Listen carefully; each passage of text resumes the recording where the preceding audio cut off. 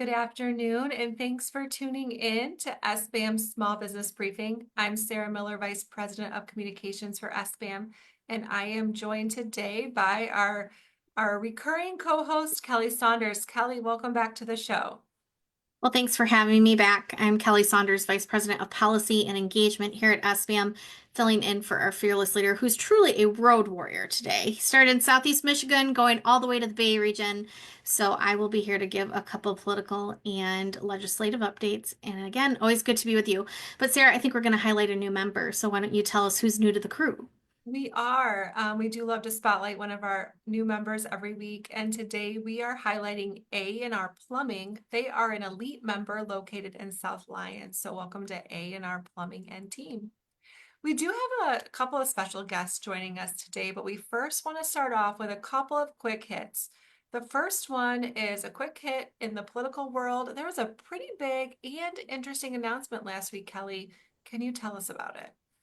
Yes, so I think it's safe to say it was anticipated. There had been some rumblings that the gubernatorial election that will be held in 2026 would get off pretty quickly. And I know some of you are probably rolling your eyes that we just got through a presidential election and numerous other offices that were elected.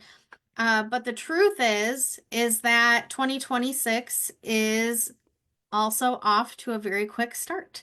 And so the mayor of Detroit, Mike Duggan, announced that he would be running for office for governor specifically in 2026. I'll say, interesting spin on that was that he did not announce that he would be running as a Democrat, but that he would be running as an independent. This is pretty unusual. People who run an independent status have a really hard time winning elections.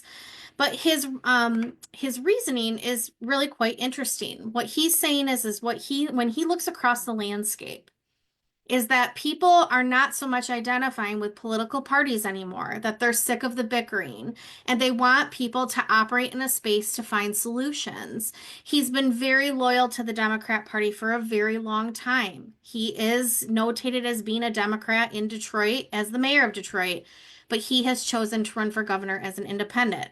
It has a lot of other people thinking about running for governor in this space and where they want to fall. Do they want to run as a Republican? Do they want to run as a Democrat? Do they want to run as an independent? There's obstacles that come with running as an independent. You'll be attacked from both sides, Republicans and Democrats alike. And so, do you create a lane for yourself or not? Again, he's reputable. He runs one of the biggest cities in the country. He's really done a great job of cleaning Detroit up. He brought them out, helped bring them out of bankruptcy. He's got a great reputation and a wonderful record when it comes to bringing our biggest city up from what would be perceived as a really tough time. The real big part of this is that political parties do help you in your designation because they have operations. You can lean on the respective Democratic Party to come behind you if you make it out of a primary, the same for the Republican Party.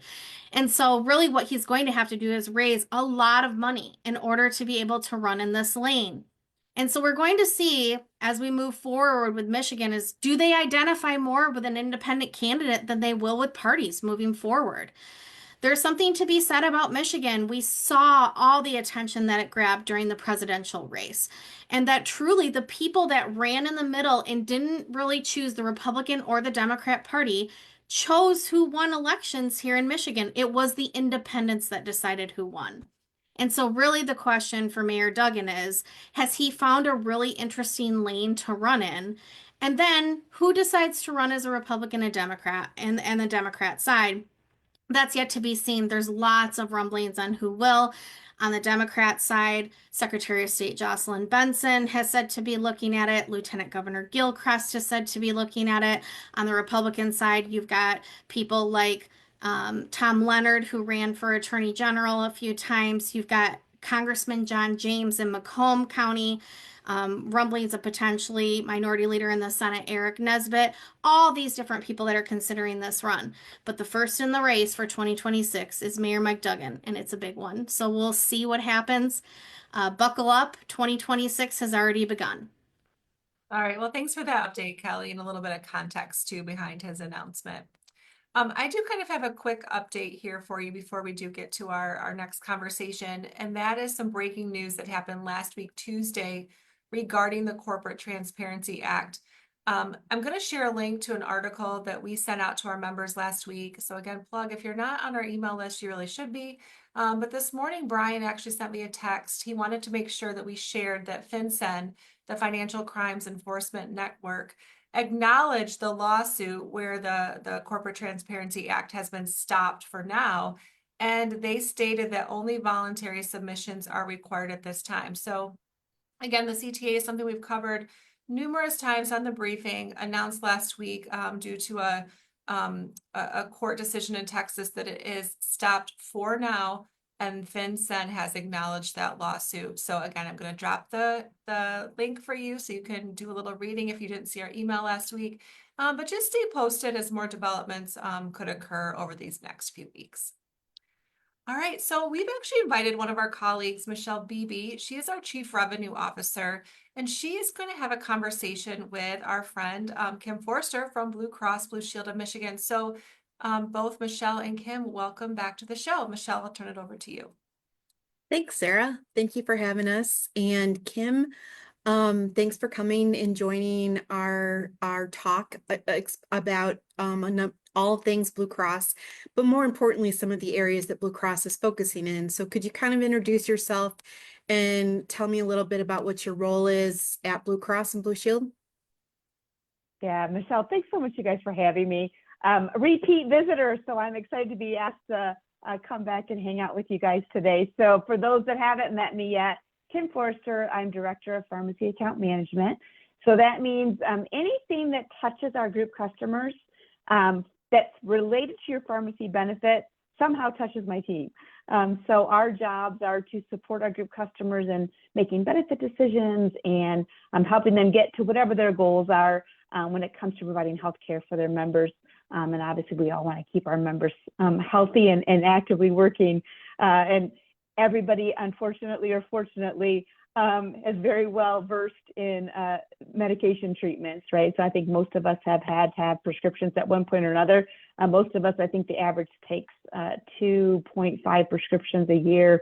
So drugs, a big part of the spend when it comes to healthcare, and the pressure in the pharmacy space to control those costs are real. And I think they grow year over year. So one of the topics I think, Michelle, we were going to chat about today is one of these like really exciting areas within the pharmacy space that we are very optimistic is going to help drive down some of these crazy pharmacy trends that all of us continue to hear about year over year. Yeah, so there's, as you mentioned, the consumer itself, we, as you know, just regular Joes on the street, we get a lot of advertisements, and there's a lot of different things that we hear about different drugs, maybe ones that we want to try out or ones that we have some concerns about. And one of the new things that we're hearing is a term that's kind of new to the United States, which is biosimilars. And it's in our market. And I think, you know, this is something that's new to Blue Cross as well. And can you kind of share what they even are and how someone could even talk to their doctor about them? Yeah, so appreciate that, Michelle. And I'm glad you brought up direct-to-consumer advertising because I loathe it. I think it should not be legal. You could get me on a whole soapbox about that because even though I've been in the pharmacy space for over 20 years, I am not qualified to determine which drugs I should be taking. So biosimilars are really exciting, you guys. They've actually been in the market in the United States since probably 2019, but they've been approved years and years prior. The challenge for us here in the United States is patent protections that the European countries don't experience like we do here in the United States. We're going to pick on Humira because it's fun. So like as an example, Humira has over 100 patents here in the United States, which limits when we could access the biosimilar for Humira. In European countries, they don't have those challenges. So gratefully, there's lots of experience with biosimilars from a worldwide perspective. So that means there's lots of evidence to prove they're safe, the outcomes are equal, efficacy is the same, side effects are the same. So for those of us, the consumers, that might be impacted by some of these new biosimilars coming to the market can feel secure that we are taking something that's going to equally do its job as the product that we're taking today. I think the confusion on biosimilars is that like a generic, right? Everybody's familiar with generics, and way back in the day, we used to all be terrified of generics too, and now we're all on them. Biosimilars are different in that the component that creates that drug is organic.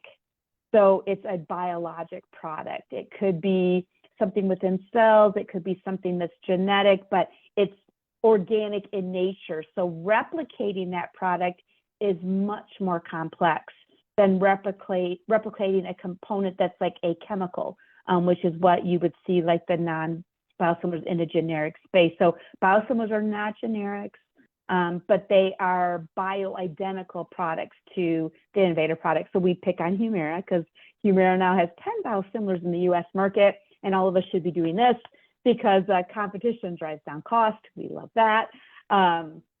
So now you're going to start seeing a lot more of this biosimilar dialogue here in the United States because the products that are coming out today are processed under the pharmacy benefit. And for the last, let's say, 6 years, most of the biosimilars in the US market process under your medical benefit. So they work a little bit differently and lower volume of use. So you don't see or hear as much about them. But everybody's familiar with Humira. It's been on everyone's top 10 drug list from the spend perspective for almost as long as I've been in this business. And so this excitement, I'm going to say, around biosimilars is going to continue to grow into 25 and 26 as more and more products that are like the Humiras that are highly utilized, very expensive, are finally going to have some competition and allow us alternatives that are going to help drive down the cost for our customers. Well, that's great. So you mentioned that in the past that these have been billed under the medical benefits. So can you explain to me a little bit, if you have Blue Cross Blue Shield of Michigan or Blue Care Network, how this biosimilar is going to be covered, or how Blue Cross is going to approach covering them? Yeah, super good question. So think about, as a general rule, anything that is infused or requires a medical professional to provide administration of the drug is going to fall under your medical benefit as a general rule. Anything that can be self-administered, whether it's a self-injectable or an oral, is going to typically fall underneath your pharmacy benefit. So it's not so much about the biosimilar terminology, right, that's going to determine whether the drug is a medical benefit or a pharmacy benefit. It will be that general rule of how the product is administered and whether there needs to be a medical professional there to provide administration. So like Remicade is a great example. So Blue Cross Blue Shield of Michigan launched our biosimilar strategy with Remicade back in 2019. And gratefully, you guys, we have really good relationships with our provider community. So we were able to successfully move over 96% of our members taking Remicade to its biosimilar Inflectra by working with the prescriber. And so that would be an example of a product, right, that's infused. We need it to go through that physician's office and it processes on the medical benefit. I think one of the other very interesting pieces that are going to be new for us here coming into 25 and forward around this biosimilar space, beyond just whether it's a medical benefit or a pharmacy benefit, is this concept of interchangeability. So you guys know that obviously you can go to the counter in your pharmacy and get a generic without a doctor intervening. It's easy peasy. Most of us are very familiar with it. Most of us have experienced having a product that's gone generic and we have to flip, and it's no big deal. With biosimilars, most biosimilars cannot be changed at point of sale, which means you can't go to the pharmacy counter and have your prescription, Humira, changed to a biosimilar product at the counter. It requires a physician to write you a prescription. So when Blue Cross Blue Shield of Michigan is now looking at the new biosimilar pipeline, lots of those drugs on the pharmacy benefit, they're going to be coming to market. Interchangeability is a really important part of that decision making. Again, most biosimilars don't have that FDA approval for interchangeability. The product Blue Cross Blue Shield of Michigan has chosen starting in January to replace Humira Simlandi. And Simlandi does have that interchangeability approval from the FDA, which means for our members moving from Humira to Simlandi, you can actually get your prescription flipped at point of sale at the pharmacy counter, and you don't have to involve the physician in getting new prescriptions. So it definitely makes the whole changing process much easier for our members. That's great. So really winded response, Michelle. Sorry. No, I think that was great information. And I think, gosh, you're so smart on all these things. So like my approach to this is maybe dumb it down a little bit. And the fact that, if you choose that biosimilar, like if you are on a Humira drug and you go to the pharmacist and, will the pharmacist automatically switch, or should you ask them to make the switch? And is it going to be cheaper than maybe what my copay would be, or if it's going to be subject to deductible if I'm on an HSA plan, and just so I would know what to expect if I make that switch. Yeah, super, super good question, Michelle. So I wasn't going to go into Blue Cross specifically, but we will now. So Blue Cross Blue Shield of Michigan, because again, this is something everyone in the country is dealing with. All health plans, all PBMs, everyone's probably not as excited as I am about them, but everyone's going through this decision making around what's going to be best for our membership. Wholeheartedly believe moving to the biosimilar product is the right thing to do. Clinically equal, again, grateful for lots of studies in other countries that prove equal efficacy. We, Blue Cross Blue Shield of Michigan, are moving all Humira members on 3 of our drug lists to the Simlandi product without getting too much into the weeds.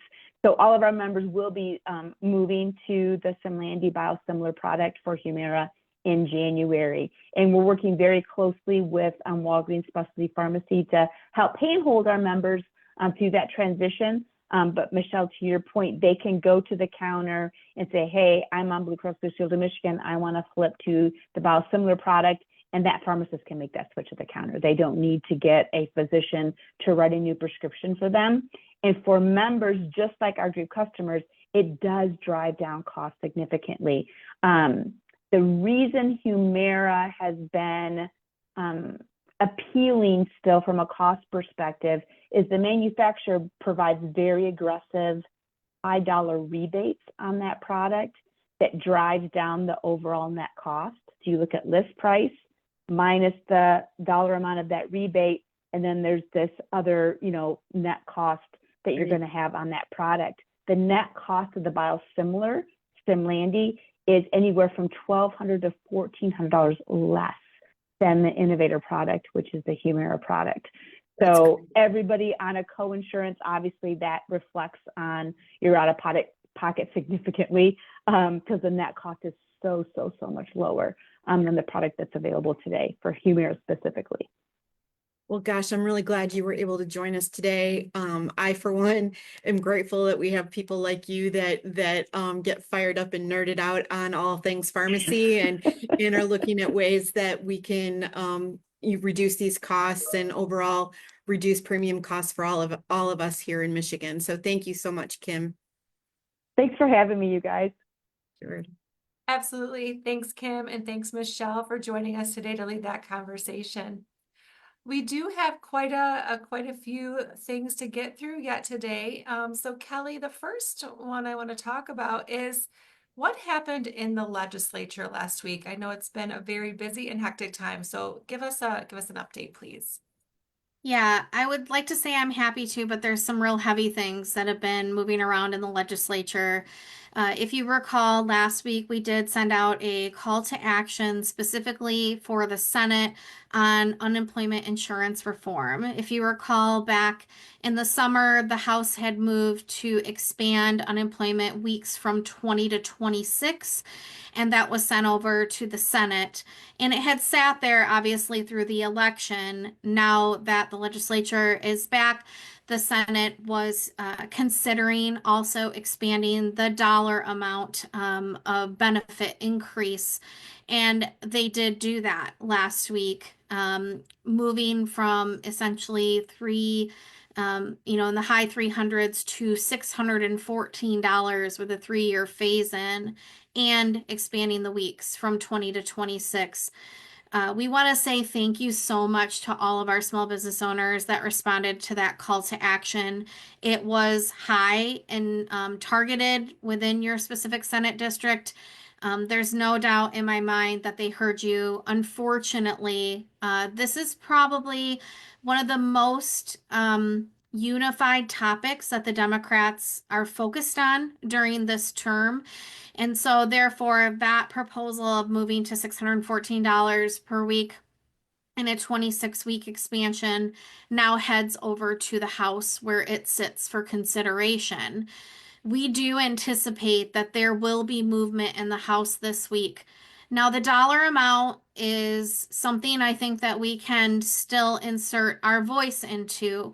However, we will be calling on you again in the form of a call to action in order to make sure that your voice is heard in the Michigan House of Representatives chamber. So please expect to hear from us yet today or early tomorrow morning, as we do anticipate that that might move early this week. I will say, there's not a chance that they will stick to the 20 weeks. That has been made clear that they will move to the 26-week duration. It's the dollar amount that we're going to focus in on now. And we really need you to be vocal about how that is a fund that you pay into. The trust fund has still not been built up back to what it was prior to the pandemic, where it was rated as a social safety net. We need to be making sure that people that are looking for work are connected to the 200,000 jobs that are open in Michigan and not expanding weeks and benefits to put people on unemployment and not getting them back into the workforce. So we are doing absolutely everything we can to talk to leadership, and now we'll be calling on you once again in unemployment insurance expansion to make sure that they do hear you. Because there are people in the House of Representatives that are small business owners just like you, and they know what this means for their respective bottom line and treating that trust fund with respect, because it certainly wasn't in the past. One thing I do want to address that was in that call to action on the Senate was also the workers' comp, essentially a gut of the system that we had talked about.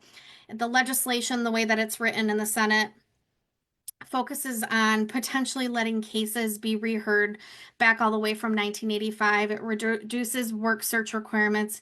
It, takes the definition of a disability and it makes it very loose that people could really apply it to anything and everything, amongst numerous other things. It did get a hearing in the Senate Labor Committee. It was not reported out of that committee, nor was it voted on in the Senate. We are really hopeful that will not be the case this week, but we are watching it intently, as we know that that would just be another cost increase on employers. And so please do be making sure that you're visiting our website. We have a top 10 list that we are constantly updating and notifying you of what's going on. There was a question in the chat specifically on workers' comp. That's where we are at this moment. I'm not sure what the appetite is in the House of Representatives to take that up. And so we're doing everything we possibly can to reason with the Senate to not move that legislation forward. I think this is a really good time. I'll wrap it up with constantly the way that we've been communicating on modifications to the Earned Sick Time Act. And so we continue to have those discussions. We know that implementation of the Earned Sick Time Act as is on 5 specific issue areas that we've talked about are pertinent in order to make sure that business can function here in Michigan in a streamlined way to make sure that employees have the time that they deserve and they can use it in a flexible manner.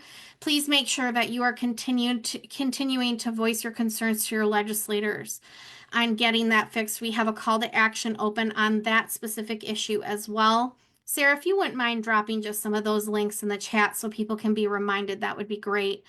And then obviously the other piece of adopt and amend that we've talked about is changes to the tip wage and the minimum wage.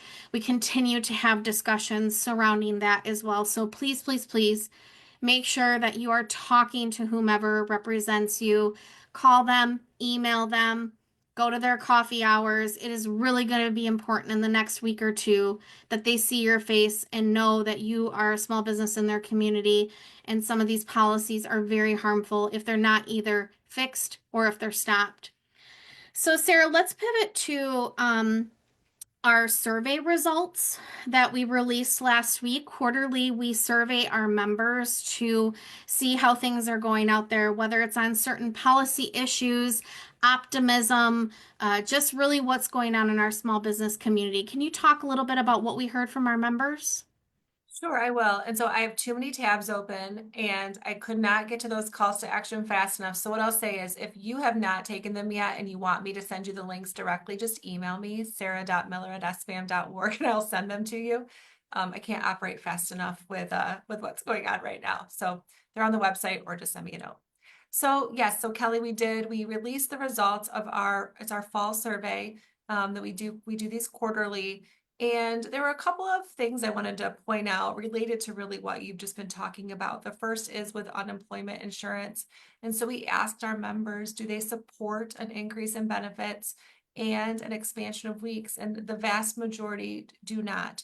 80% are unsupportive of the expansion of weeks and 71% are unsupportive of the expansion of benefit dollars. So I think that just really underscores what we're talking about.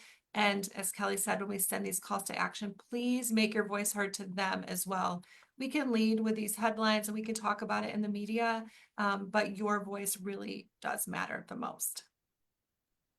Yeah, I'll just say, obviously, everything I just said, when we know that this is going to be a hot topic for the legislature this week, specifically in the House of Representatives, it is never more important for you to reach out to them, and we will provide an avenue for you to do so. Please expect that to come.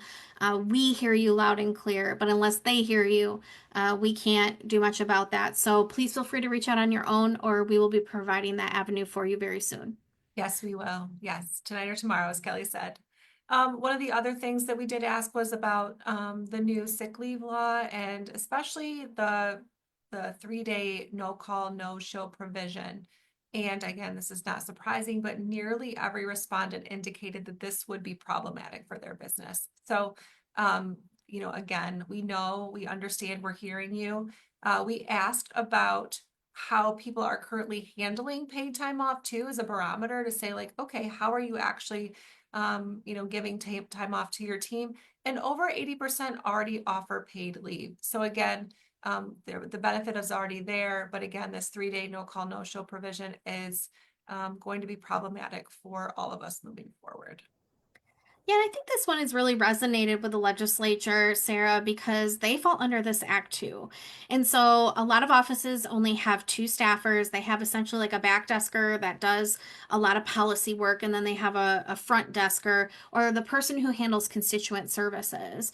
And so if you think about a legislator having to deal with numerous constituent calls that we're asking you obviously to make very soon, not having someone show up to work and not respond to constituents is a huge barrier for them in order to represent people. So I think that one is really resonating, but we really do have to keep our foot on the gas and making sure that legislators understand that this really has to be fixed. But one of the metrics we also regularly track is confidence over the next 6 months and in the long-term survival of their business. So how are members feeling? Yeah, so this is one that kind of, it's hard to report on because we have seen a decline in optimism over these past, I don't know, several months here, especially in the near term. So only 13% feel very optimistic about the next 6 months.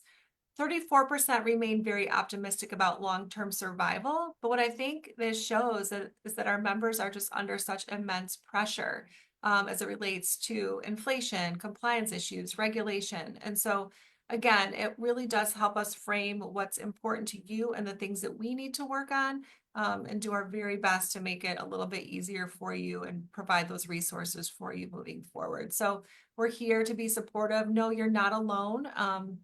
I think we're all kind of feeling it right now, but you can find the full survey press release on our website and kind of check out the other metric points that we report on. Yes, thank you to all of you who did respond to the survey. Reminder, when you do get those emails from us quarterly, to please participate. It really does help us share with the legislature what you're feeling and what you're going through. We do provide those survey results and that press release to them so that they can see what you are telling us directly.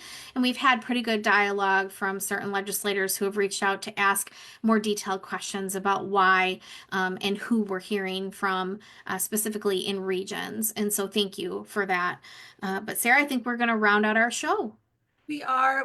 Thank you all for joining us today. I do want to end on a little bit of a high note and invite you to attend one of our upcoming owner-to-owner events. What better time to gather with your fellow small business owners than right now? You can talk, you can commiserate, you can celebrate any successes you're having as you close 2024. So we will be in Frankenmuth this Wednesday, and then we will be in Ann Arbor on the 19th. So again, sbam.org/events for our full slate of events that are coming up, but you can register for those and join us there. But we do hope you'll have a wonderful week, and we will be back here next Monday at 3 o'clock. Watch your email for those calls to action.